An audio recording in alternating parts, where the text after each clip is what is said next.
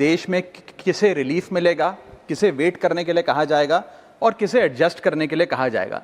Sir, I rise to speak not on abstract numbers today but on everyday anxieties of Indians. The title of my speech is I do not oppose, I rise to propose. First, I propose joint filing of income tax return. Sir, Bharat का income tax structure individual based income tax वसूलता है, जिसके चलते regardless of your marital status पति पत्नी अलग अलग income कमाते हैं, इनकम टैक्स भरते हैं और इनकम टैक्स रिटर्न फाइल करते हैं। उनकी इनकम को क्लब नहीं किया जाता, एग्रीगेट नहीं किया जाता। इस वजह से डुअल इनकम कपल्स, जिसमें पति पत्नी दोनों पैसा कमाते हैं, इनकम कमाते हैं, उनको सेपरेटली टैक्स किया जाता है, जबकि उनके लॉन्ग टर्म इन्वेस्टमेंट्स शेयर्ड हैं, हाउस होल्ड के खर्चे शेयर्ड हैं, फाइनेंशियल रिस्पॉन्सिबिलिटी शेयर्ड है, चाइल्ड केयर कॉस्ट शेयर्ड है, तमाम लिविंग एक्सपेंसेस शेयर्ड हैं। दुनिया के कई देशों में सर पति पत्नी को एक इकोनॉमिक यूनिट की तरह रिकॉग्नाइज किया गया और joint filing of income tax का प्रावधान दिया गया। लेकिन भारत में खर्चे स्पाउसेस शेयर करते हैं, लेकिन जब इनकम टैक्स भरने की बात आती है तो इनकम टैक्स डिपार्टमेंट दोनों को स्ट्रेंजर्स करार देता है। मैं आपको उदाहरण के माध्यम से समझाना चाहूंगा। सर, समझिए कि दो परिवार हैं, एक ही शहर में रहते हैं, एक ही कंपनी में नौकरी करते हैं। एक परिवार है जो 20 लाख रुपए कमाता है साल का, दूसरा परिवार भी 20 लाख रुपए कमाता है। स्कूल की fees, rent, grocery, medical bill सब समान है, लेकिन इनकम टैक्स अलग अलग। जैसे कि एक पति पत्नी है, राहुल और ऋचा, दोनों काम करते हैं। राहुल साल का 10 लाख कमाता है, ऋचा भी साल का 10 लाख कमाती है। इनकी कुल इनकम 20 लाख रुपए। क्योंकि 12 लाख रुपए तक की रिबेट पर एसएससी इनकम टैक्स देता है, तो ना राहुल को इनकम टैक्स भरना पड़ता है क्योंकि उसकी आमदनी भी 12 लाख से कम 10 लाख है, और ना ही ऋचा को इनकम टैक्स भरना पड़ता है क्योंकि उसकी आमदनी भी 12 लाख से कम है, यानी कि हाउस होल्ड का टैक्स जीरो। दूसरा परिवार है नमन और नेहा। नमन साल का 20 लाख रुपए कमाता है और नेहा ने अपनी नौकरी छोड़ दी। वो घर पर बच्चे का ध्यान रखती है, माता पिता की जो बूढ़े हो गए उनका ख्याल रखती है। सर, नमन और नेहा की भी फैमिली इनकम 20 लाख है, लेकिन क्योंकि इंडिविजुअल टैक्सेशन है, नमन को 20 लाख के हिसाब से, स्लैब के हिसाब से इनकम टैक्स भरना पड़ता है 1,92,400 रुपए, और वहीं नेहा क्योंकि उसकी इनकम नहीं, उसे टैक्स नहीं भरना पड़ता। यानी कि दो परिवार, सेम इनकम, लेकिन एक परिवार को कोई इनकम टैक्स नहीं भरना और दूसरे परिवार को 1,92,000 का टैक्स भरना पड़ता है। एक ही छत, एक ही किचन, एक ही हाउस होल्ड, एक ही बजट, लेकिन अलग अलग टैक्स। सर, मुझे लगता है कि अगर जॉइंट फाइलिंग ऑफ आईटीआर होगा तो इन मैरिटल कपल्स को इनकम टैक्स की जो रिलीफ है वो ज्यादा मिल पाएगा। मैं दूसरा एग्जांपल देता हूं। एक मैरिड कपल है सर, जो दोनों पति पत्नी आईटी प्रोफेशनल्स हैं, नौकरी करते हैं, एक ही घर में रहते हैं, शेयर्ड एक्सपेंसेस हैं। पति 18 लाख रुपए साल का कमाता है, पत्नी 6 लाख रुपए साल का कमाती है, यानी कि कुल इनकम दोनों की 18 जमा 6 24 लाख। अब जब इनकम टैक्स भरने की बात आती है तो पति की क्योंकि इनकम 12 लाख से अधिक है, 16 लाख, वो अपने इनकम टैक्स के हिसाब से 1,50,000 रुपए का सालाना इनकम टैक्स भरता है, और वहीं पत्नी क्योंकि उसका 6 लाख रुपए इनकम है, वो कोई टैक्स नहीं भरती है। यानी कि 24 लाख रुपए की इनकम पे परिवार को 1.5 लाख रुपए का टैक्स भरना पड़ता है। यदि इनकी इनकम को क्लब कर दिया जाए और इनकी रिबेट्स को, एग्जेम्पशंस को भी क्लब कर दिया जाए, तो कुल आमदनी इनकी 24 लाख, कुल rebate 24 lakh, 24 minus 24, taxable income शून्य, इनकम टैक्स शून्य हो जाएगा। इसीलिए मैं प्रपोज करता हूं कि भारत में joint filing of income tax return लाया जाए, जिससे मैरिड कपल्स को ऑप्शन दिया जाए कि वे इंडिविजुअल फाइलिंग की साथ साथ जॉइंट फाइलिंग भी कर सकें। अगर ऐसा होता है तो हाउस होल्ड्स को एक इकोनॉमिक यूनिट की तरह रिकॉग्नाइज किया जाएगा, टैक्स इक्विटी दी जाएगी सिंगल इनकम हाउस होल्ड में और डुअल इनकम हाउस होल्ड में। थर्ड, सिंगल इनकम अर्नर को अनयूज्ड एग्जेम्पशन अपने स्पाउस की यूज करने का मौका मिलेगा। इनकम डाइवर्जन की प्रैक्टिस, जैसे परिवार में अपने इनकम ट्रांसफर की जाती है ताकि परिवार वाले रिश्तेदार का स्लैब एक्सप्लॉइट किया जा सके, वो प्रथा बंद होगी। और sir, on a lighter note, ज्यादा लोग शादियां करेंगे ताकि वे इस इनकम टैक्स सेविंग का फायदा उठा सकें।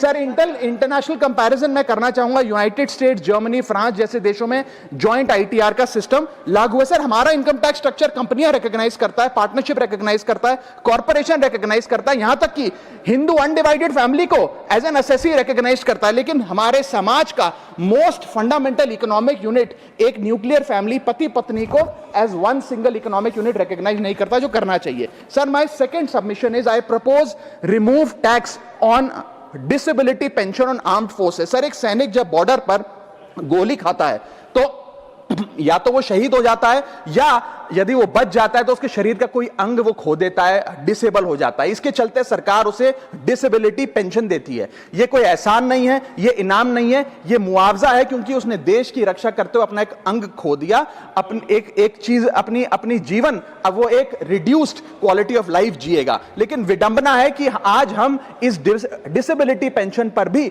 इनकम टैक्स लगाने जा रहे हैं। इस यूनियन बजट 2026 में फाइनेंस मिनिस्टर ने tax exemption on disability pension को विड्रॉ किया है, और 1922 से डिसेबल पेंशन आर्म्ड फोर्सेस को जो दी जा रही थी उस पर कोई इनकम टैक्स नहीं था। पहली बार 1922 से लेकर आज तक कोई इनकम टैक्स नहीं लगा, लेकिन अब हम उस पर इनकम टैक्स लगाने जा रहे हैं, जो कि ठीक नहीं है। मैं आपको एक उदाहरण के माध्यम से समझाना चाहूंगा। एक सोल्जर जो 20 साल का जब था, उसने भारतीय फौज को ज्वाइन किया। 25 साल सर्विस करने के बाद एक्सट्रीम कंडीशंस में उसने दिवाली बंकर में मनाई, ईद बॉर्डर पे मनाई, क्रिसमस के दौरान पेट्रोलिंग करी, अपने बच्चों के बर्थडे, अपनी मैरिज एनिवर्सरी, सुख दुख के मौके सब मिस किए।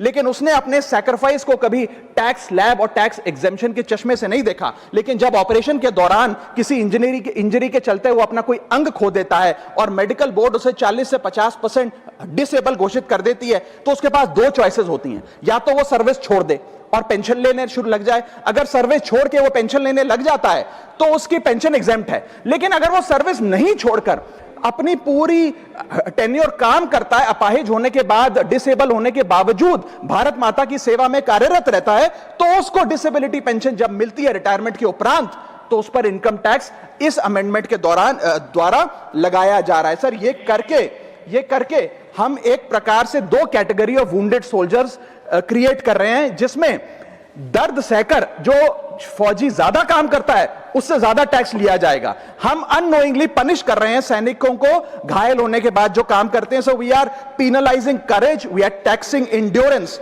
मैं कहना चाहता हूं sir, when the wound is same, service is same, sacrifice is same, tax treatment अलग अलग नहीं होना चाहिए। डिसेबिलिटी पेंशन कोई विंडफॉल गेन नहीं है, कोई बोनस नहीं है, कोई प्रिविलेज नहीं है। अगर भारत माता की सेवा में उस सैनिक ने अपना कोई अंग खो दिया, उसको टैक्स मान के और उसकी डिसेबिलिटी पेंशन को अतिरिक्त इनकम मान के उस पर टैक्स नहीं लगना चाहिए। You can tax income, you can tax profit, but you cannot tax a soldiers sacrifice. Sir, मैं बस यही कहना चाहूंगा कि एक ग्रेटफुल नेशन एक हाथ से सोल्जर को सल्यूट और दूसरे हाथ से इनकम टैक्स का नोटिस नहीं दे सकता। इसे विड्रॉ करना चाहिए and restore full income tax exemption on disabled pension for all army personnel. Sir, third मेरा प्रपोजल है no bank charges for not maintaining minimum account balance. अभी सरकार ने कुछ ही दिन पहले लोकसभा में जवाब देते हुए बताया कि पिछले 3 वित्तीय वर्षों में फाइनेंशियल ईयर 22-23, 23-24, 24-25 में कुल मिलाकर बैंकों ने 19,000 करोड़ रुपए, आपने ठीक सुना सर, 19,000 करोड़ रुपए minimum account balance penalty bank account holder से वसूली है। ये सबसे स्मॉलेस्ट अकाउंट है, सबसे पुअरेस्ट बैंक अकाउंट होल्डर्स हैं, और इनका क्राइम क्या था कि इनके अकाउंट में मिनिमम अकाउंट बैलेंस नहीं था। जहां पब्लिक सेक्टर बैंक्स ने इन 3 सालों में 8,000 करोड़ और प्राइवेट सेक्टर बैंक ने 11,000 करोड़ रुपए वसूल। मैं आपको एक उदाहरण देना चाहता हूं सर। फर्ज करिए एक मजदूर जो 500 रुपए की दिहाड़ी कमाता है रोज, वो कई हफ्ते महीने सेव कर 6,000 रुपए इकट्ठा करता है, बैंक में खाता खोलता है बड़ी हिम्मत करके और 6,000 रुपए जमा करता है। एक दिन कुछ महीनों बाद जब आपदा आती है, उसके घर में कोई बीमार हो जाता है, तो वो 6,000 में से 2,000 रुपए विड्रॉ कर लेता है अपने खर्चे के लिए, बचे 4,000 रुपए। लेकिन बैंक कहता है कि कम से कम 5,000 रुपए का मिनिमम अकाउंट बैलेंस होना चाहिए। उस बेचारे गरीब को तो पता नहीं। जब वो 6 महीने बाद अपने ये 4,000 रुपए भी बैंक से लेने जाता है तो पता लगता है कि 100 रुपए प्रति महीना के हिसाब से पिछले 6 महीने में बैंक ने 600 रुपए काट लिया। अब उसे बैंक 4,000 नहीं, मात्र 3,400 रुपए देकर चलता करता है। सर, अब आप सोचिए उस गरीब के लिए 600 रुपए की अहमियत। और बैंकों की हालत यह है कि कई बार तो ये चार्ज लगा लगाकर आपका बैलेंस नेगेटिव में पहुंचा देते हैं। इतना तो आपने जमा नहीं कराया जितना वो आपसे वसूल लेते हैं। Sir, persons balance, poor persons balance falls below the minimum level, the bank should not treat this as a crime। मैं समाप्त कर रहा हूं sir. Bank account are meant to give financial security. ये हमें फाइनेंशियल सिक्योरिटी की जगह आज फाइनेंशियल स्ट्रेस देते जा रहे हैं, और एक बैंकिंग सिस्टम को हमने ऐसी व्यवस्था में तब्दील कर दिया है जिसमें पॉवर्टी को पनिश किया जाता है। मैं समाप्त कर रहा हूं, आधे मिनट में खत्म कर दूंगा sir. Sir if we want 16 minute है। हाँ मैं समाप्त कर रहा हूं। इफ वी वांट पार्टी में से कटेगा। हाँ मैं खत्म कर रहा हूं, कोई नहीं, 1 मिनट फालतू ले लूंगा सर।